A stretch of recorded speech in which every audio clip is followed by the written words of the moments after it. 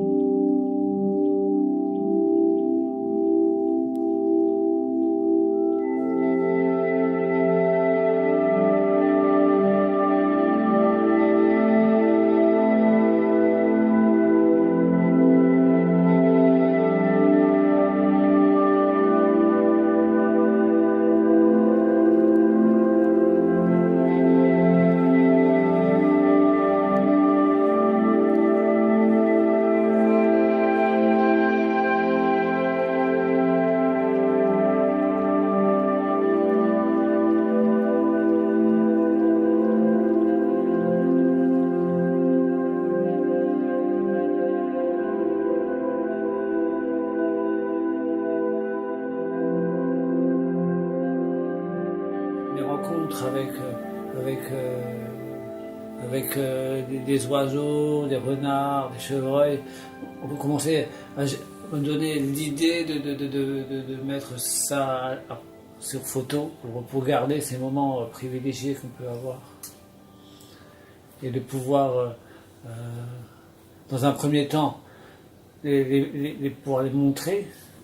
Et puis après, l'idée a encore évolué, c'est-à-dire qu'on pouvait aussi retranscrire des choses qu'on ne voyait plus et leur donner une nouvelle lumière, un nouveau regard dessus pour les faire apparaître peut-être apparaître leur beauté, des choses qu'on ne voit plus. Du coup, la photographie m'a permis aussi d'aiguiser mon regard. De voir à nouveau des choses sur lesquelles mon œil passait sans s'attarder. Nous ne leur accordons pas l'attention qu'elles méritaient. Je veux dire, oui, ça a aiguisé mon œil, mais du coup, je cherche la beauté dans le quotidien, quand je me balade, quoi que je fasse, mon œil a ce truc de recherche de la belle image. Et je pense que ça porte quelque chose dans ma vie, c'est-à-dire que de voir, d'aborder la vie de manière un peu plus belle, c'est-à-dire de se concentrer sur les choses qui ne sont pas belles, qui vous font un peu souffrir. De le tourner dans ce cas-là, on le tourne un peu, on change un peu d'angle de vue, et puis les choses peuvent vous apparaître plus belles, donc une facilité à aller vers on ne va pas dire le bonheur, parce que le bonheur, on ne sait pas ce que c'est réellement, mais un plaisir de vivre que j'avais pas au départ quand j'étais dans ces drogues, puisque c'était la fuite.